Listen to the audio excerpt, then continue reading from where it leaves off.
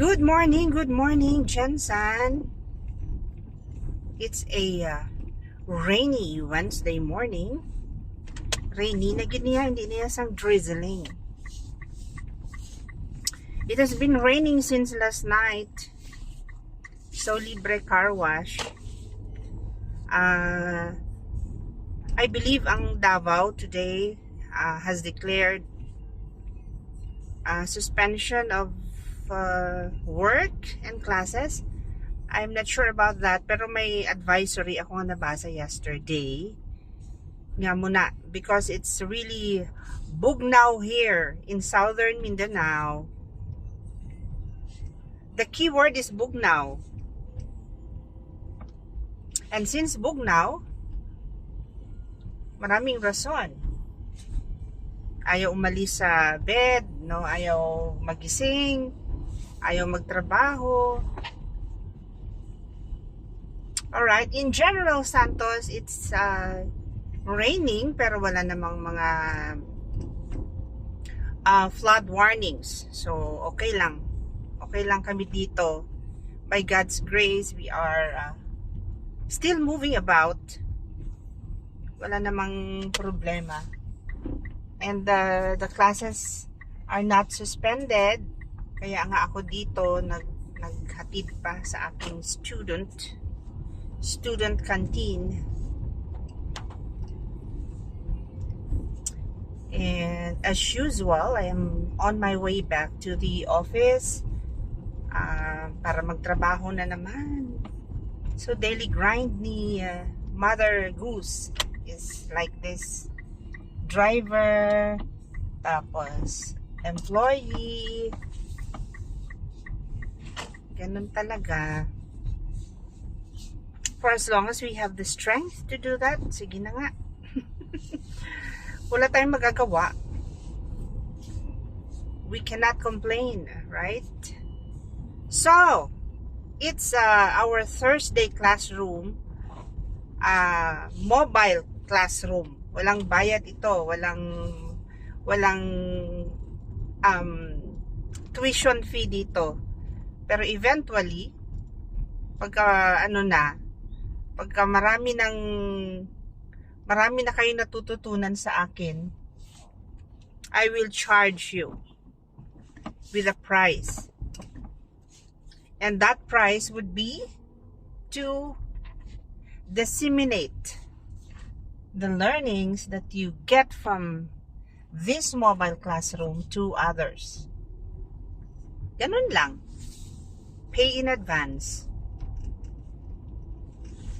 Pay in advance. Hindi sa pay in advance, it's payback. So meaning you also share what you have learned from this interaction. May interaction ba kita? Wala man kita interaction. Nag-monologue man lang ako . So anyway, where did we stop? The last time, napag-uusapan natin yung common reasons why couples break up. Married couples, in fact, and couples who started being so in love with each other. Nagtataka tayo, bakit after a while, no? Ayoko na sa'yo. Goodbye. Thank you. Salamat na lang sa mga memories. Why is it so easy to let go na ganyan na lang? Actually, wala talagang marriage na perfect. Or any relationship for that matter. Kahit nga ang mag-ina, no? Na lumabas kayo sa inyong mga nanay. Sometimes may mga disagreements talaga, which you cannot ganina, dili gyud masumpay bisag unsaon, bisag i-glue pa na siya, i-welding, dili gyud, no? It's like tubig at langis. However though, pwede lang naman tayo mag-meet sa common ground. So let's look for our similarities and then Doon tayo mag-focus. The differences, of course, let's also agree na wag na nating i-highlight ang ating mga differences. So if you know na ito makakasakit ito sa kanya, medyo even though I like this very much, even though I love doing this very much, if I know na medyo off sa kanya, kasi nga mahal ko siya, kung hindi man talaga kaya, hindi man talaga kaya iwasan, di mag-tone down, and then meet halfway, kausapin niya kung minsan-minsan naman, pagbigyan mo naman ako. Okay, but here are the boundaries, okay? So set boundaries and respect them. I always say that. Set boundaries and respect those boundaries. First is yung napag-usapan natin before was about interference ng mga in-laws. Okay? We have to remember, ang Filipinos kasi very, very clannish tayo, no? We ano nga tawag nito? We claim to be very closely knit, no? Talagang pag nag-party ang isa, dapat andyan lahat, no? Pag nag-absent ka, sasama loob ng iba. Okay? So that's how closely knit we are, sometimes to a fault, na hindi na rin natin alam kung kailan tayo papasok sa picture, kailan hindi. And I have already talked about that, no, sa past video ko. So you can just probably can copy the link, no, and put it on the comment section below. But yun lang ang masasabi ko. Ang mga in-laws, no, dapat alam natin kailan tayo mag-step back and allow the couple. Itong couple naman, parang wag na kayong pakialaman. You try to resolve it on your own. Wag nyo na kasi i-flaunt, wag nyo nang ipaalam, wag nyo nang unless very necessary. And again, kahit sa family, look for a very trusted family member. Yung hindi ka chinichismis sa iba, yung hindi ka pinag-uusapan, or if you have to talk about it as a family, then keep it there, within the family circle. Ayun, kung ayaw mong magtiwala sa iba, keep it to yourself. And then, of course, no, ang dapat una-una talaga na pinagsasabihan is God, no? You talk to God about it. Lord, have I made a mistake in making decisions? Or saan ba ako kailangan mag-adjust? Saan ba give me the courage? Kasi ang hirap-hirap kaya, no, to give up kung ano yung mga nakasanayan mo pa. Ay, nako po, these people. Oh, ano ka mo na karon? Nagbungguan ay sila ilay, Ay, ginautod yung aking concentration. Okay, so ganon ha. So, no interference unless ginapangayo ang inyong opinion, hindi ka mo magsaligbat sa away mag-asawa. Kagbaw, ang mga mag-asawa man, hindi man bala ka mo magbinata-bata, baw na ano man na yaman. Dayon gid siya pang lampos, dayon gid pang kuha sang baratiha kagikuan. Mag-istorya bala anay. This is what Filipinos really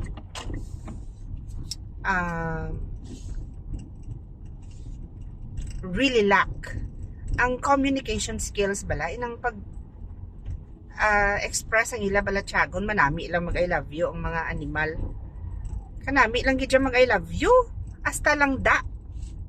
Ang after sinaya wala na, no? Paano i-express ang anger in a way nga maintindihan ka, nga mahambal mo ang imo nga gusto gid nga ihambalon.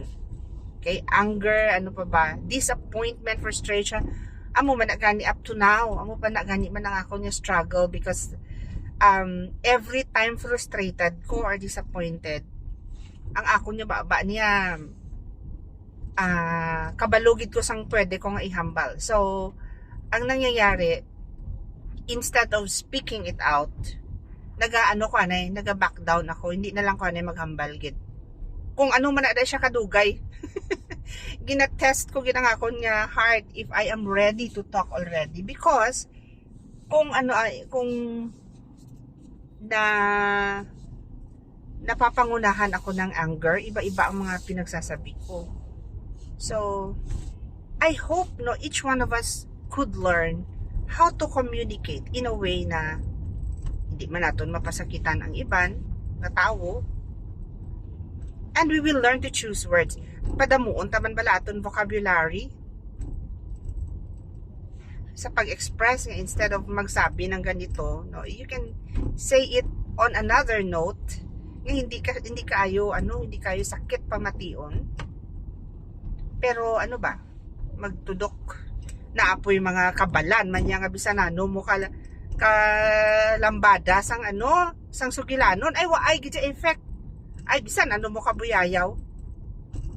So amo na nga we have to learn that ang kulang ito sa Filipinos actually is communication. If we only know how to communicate, ang kadamo kita ni isang ma-resolve nga problema, ini mga gapamati lang ko sang tulfo kung kaisa, ay naku po, kasimple-simple istorya kag bawbang mag-istorya man yan, matiin nyo bala ang mga nagailinaway sa online kung paano sila mag-istorya, do mga graders, do mga kindergartners. Hindi ka balo mag-discuss bala nga straight to the point.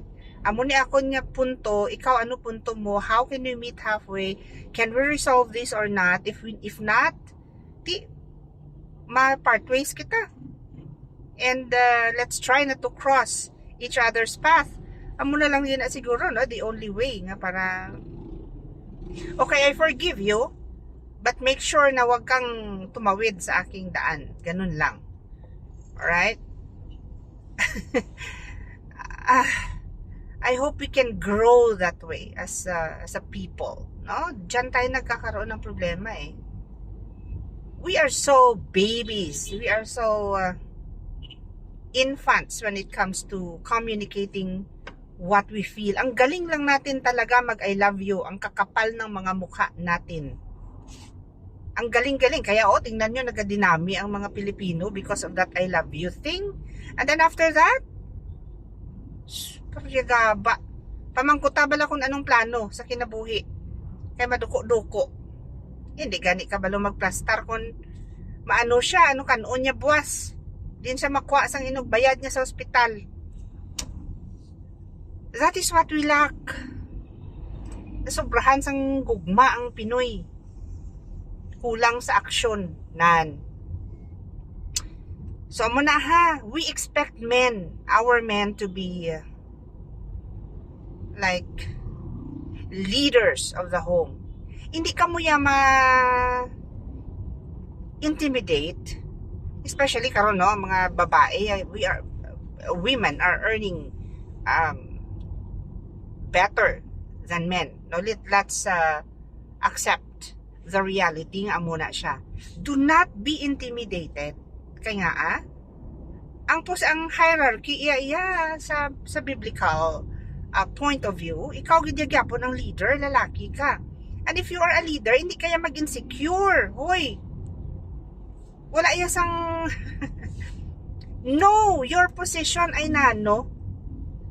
Know your position in the home. Leader ka hindi ka sang hindi ka sang amo, hindi ka sang hari, hindi ka sang boss.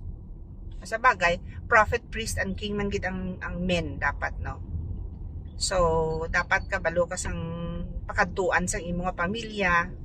You are the priest of the family, meaning ikaw ang nagaampo para sa imo nga pamilya. Hindi nga masiling ampo ito bata mo, isugo gid. Nga abal lang akong prayer, isugo na yon sa babayi, Babayi lang ya gali ang maampo. How about women? Who will pray for them? Oy, wala ka mo kabalo sa go through namon the hell that we are going through. Why lang kami nga panugid sa inyo? Kagtani, being the priest of the family, dapat ginampuan nyo kami Ako nasawa, Lord, baway na ko kabalo sinasang gadalagan sa utok nga ngaway na kami ga panay sini. Naway na siya istorya sa akon. Akon mga kabataan, Lord, nag-inano na ni sila. No, you should be the ones bending your knees every evening for your family. Kasi priest kayo, ay nataba, ito ka mo galuhod sa may limnan. Ito ka mo sige katungag. Nan. So muna ha, I remind you, men, you are the prophet, priests, and kings of the family. Ang king yang hindi isang ano ha, hindi isang maldito nga klase sang king. Dapat king nga kabalo siya yung mag-manage siya yung ginharian. A king that is loved by his constituents. Nan, amo na iya dapat ang imo nga description as a father of the family. Ba ano man ni siya yung parada ni sayaman.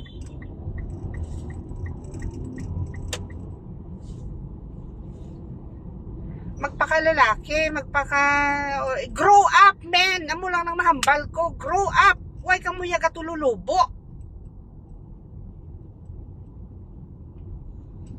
Tuod na iya, damo ko ya sa mga bana nga nakitaan nga, wala ka muya ka-grow up. You still play around. You still, anong dumdum nyo? You do not take your role seriously. Nagpulo na bata mo, nagwalo na bata mo, ay kagyapon buot. Ay nano man. Amo na nga ang Pilipinas kaluya-luya gidya because our men are not doing their jobs well. Sige ka mo pinangaway sa inyong mga asawa, ngaway ka mo kabalo kung ano na ng mga stresses nila. We are having hormonal problems. We are having hormonal shifts. We are bleeding every month. We are helping you financially. Ano pa? Ano pang ihatag sa mga babae? Emotionally, grabe man kami ka-invested sa inyo. Tapos kung makapamati ka mo sang istorya sa gwa, sa mga diindira about us, abo. Tapos i-prioritize nyo pang iba niya tao kaysa sa inyong mga asawa, no?